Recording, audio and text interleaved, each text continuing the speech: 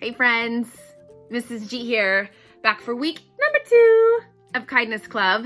I'm here with my friend Nemo. He's still swimming, still smiling.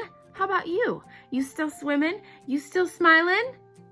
I think you are. We're doing just fine. We're hanging in there. I'm so glad to see your smiling faces. Imagine a big Mrs. G hug on the other side of the screen right now, the tablet, the Chromebook, the phone, whatever you're watching this on. Just close your eyes and imagine you're getting a big squeeze from me because, man, I miss you guys.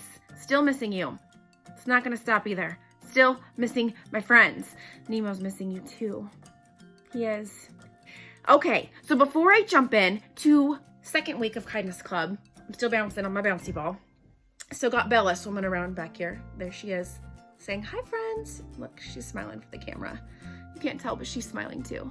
Okay, before I get into week number 2, I want to do a quick review of last week. Man, it's important stuff. We talked about being kind to ourselves, right? So there was 3 ways. First way, getting some fresh air, whether it's just a deep breath in front of the window, right? Or stepping out onto our porch to feel the sun on our face and listen to the birds, or taking a walk, like a nature walk or a mindfulness walk.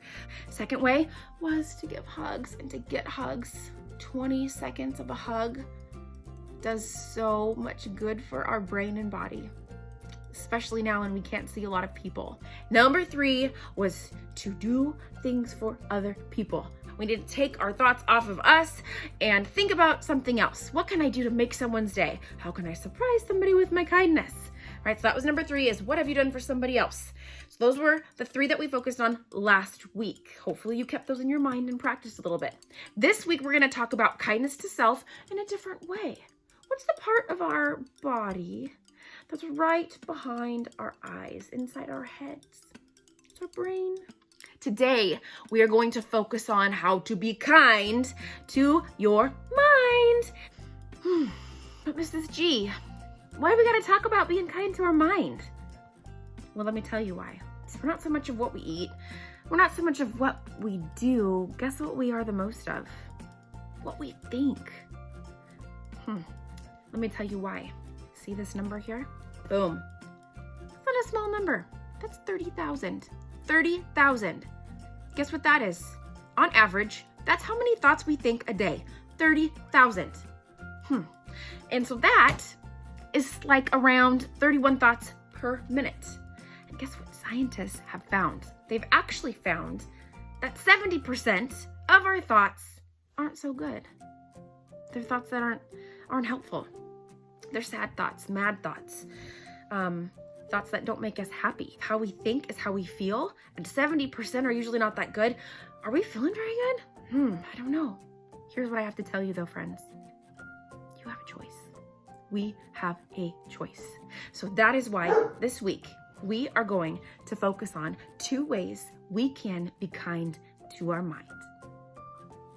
The first way we can be kind to our mind is to do something very simple, and that's practicing gratitude.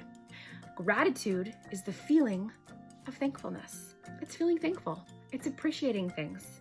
It's just stopping, slowing down for a couple seconds and saying, I'm really grateful for this. And gratitude does a whole lot of good things for our mind. It changes our perspective. Maybe where we used to say, oh, I have to do my homework. It changes our mind to a perspective of, I get to learn. I don't have to do my homework. I get to learn. I don't have to do my chores. I get to help my family. I don't have to eat healthy. I get to nourish my body. We see things in a more positive light. Another thing that gratitude does is it gives us more joy.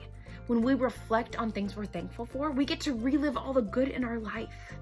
It's so good for our brain, for our heart, for our soul to reflect on what is good, because there is good. There is always good. We just fail a lot of times to see it. Or another thing that it does is it turns what we have into enough. It helps us to be content, to be thankful for the things that we have. We're choosing to see what we have and not to focus on what we don't have.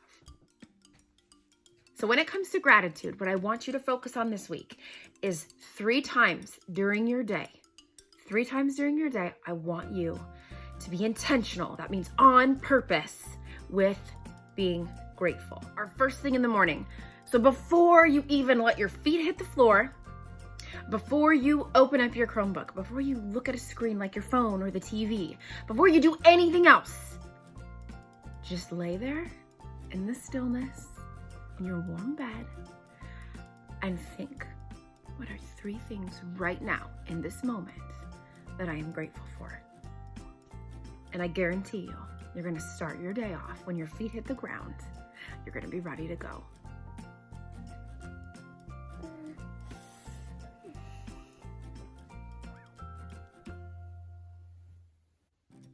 The second time of your day that I want you to be intentional with practicing gratitude is when you sit down for a meal. Maybe it's breakfast, maybe it's lunch, maybe it's dinner. Play a game. We call it the gratitude game, where everyone around the table says 3 things that they're thankful for. Just off the top of your head. It could be, I'm thankful for this water, this clean water that I'm drinking. I'm thankful for this food that I'm putting in my belly. I'm thankful for this table that we can all sit around. I'm thankful for my family that sits around the table. There's a lot of things. Say whatever it is that comes to your mind. And it's really fun to see what everyone else has to say, what they're thankful for. Because guess what? You're probably agreeing with them. Oh yeah, I'm thankful for that too. That's so true. So Sunny, what are a few things that you're thankful for today? My family, my pets, and my school. Third time to practice gratitude intentionally in your day is right before you go to bed. Guess what? We find what we look for. So before you go to bed, if you just look for all the things that you didn't like about your day, all the things that you wish didn't happen or you could do over, you're gonna go to bed feeling not so awesome. But there is always something to be thankful for. Sometimes we just have to look harder than others. But you should end your day with a heart full of gratitude. Some days it's harder than others to find it. But I challenge you every night this week, before you let yourself drift off into sleepy land, think about 3 things that you are thankful for that day. Good night, Sunny. Sweet dreams. Don't forget to think about what you're thankful for, okay?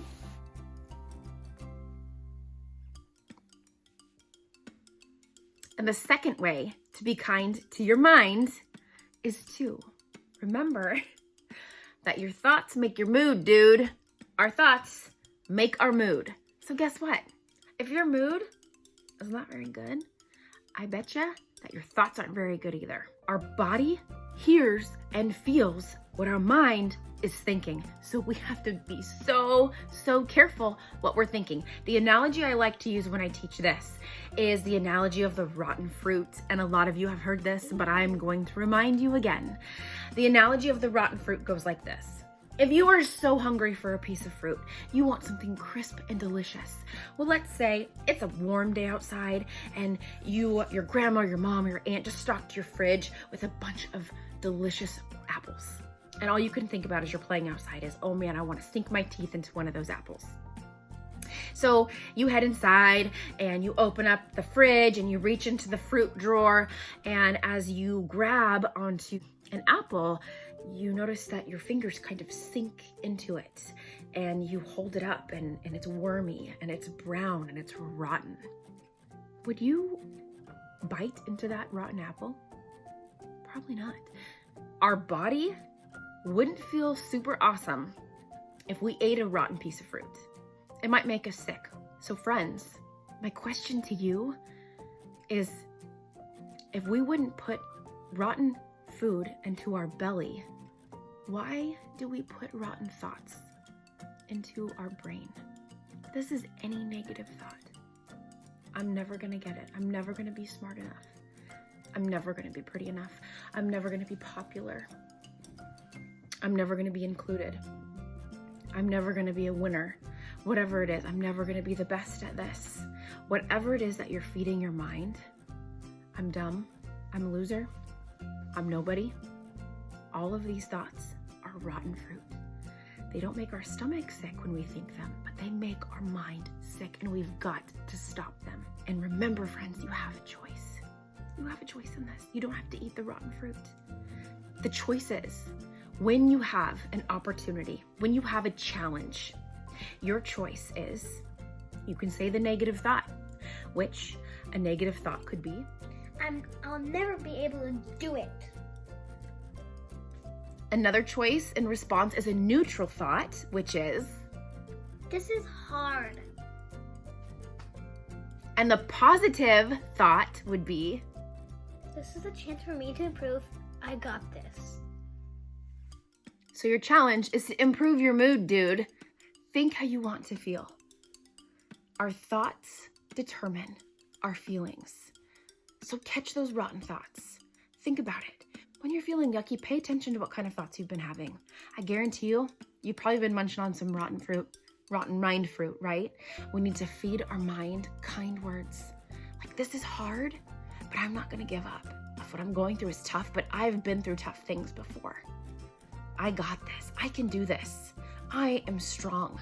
I am special. I'm unique. And all those things I just said, you guys are. Your Kindness Club homework for week 2, kind to your mind, is, the first one is to practice gratitude.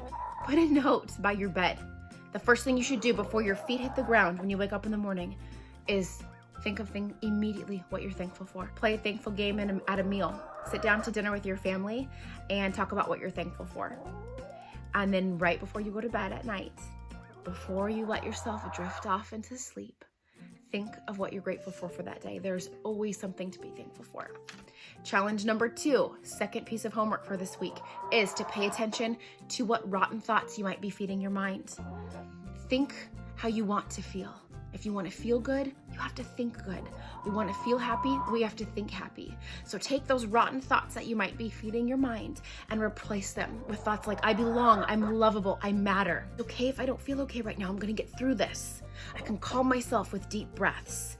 I can handle this. I can take it one step at a time. All I need to do is the next kind thing, the next right thing. Feeling scared and anxious is okay. It gives me a chance to be brave. See, even the chicken agrees, right? You guys got this.